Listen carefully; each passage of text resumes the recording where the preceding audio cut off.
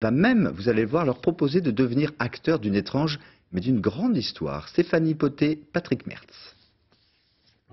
Destination Tatillou. D'abord un voyage dans l'espace avec 10 minutes de bateau au départ de Saint-Va. N'attendez aucune pitié de ma part. Je n'ai que faire. Des enfants. Là! Direct, à peine les pieds posés sur l'île, la corsaire Madeleine des vents contraires fait franchir à ses enfants les portes du temps. Embarquement pour la fin du 17e. Les enfants entrent totalement dans le jeu de rôle, capturés par la corsaire, captés par l'imaginaire. Elle nous a dit qu'on ne doit pas dépasser le muret, sinon on rentre dans l'angle de Madeleine.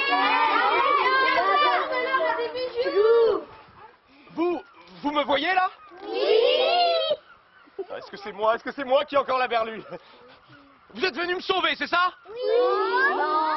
Un personnage, Philémon, et comme les enfants, un être du 21e siècle, lui aussi coincé dans ce vortex temporel, un témoin capable de raconter l'histoire de la célèbre bataille navale de la Hougue. À Tatillou, il y a exactement 320 ans, on s'est battu. D'un côté les Français, avec 44 navires de guerre, qui dit mieux personne. Ah si, les Anglais et les Hollandais, avec 99 navires, qui gagnent alors? Les Anglais et les Hollandais, oui. Les bateaux français, les Anglais y mettent le feu, et plouf dans l'eau.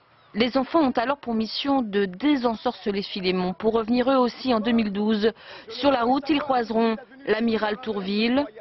Un plan, des mots magiques, des épreuves. Ils sont près de 1000 enfants cette année à avoir vécu cette expérience pendant une journée. Depuis 5 ans, la riche histoire de Tatillou se revisite ainsi.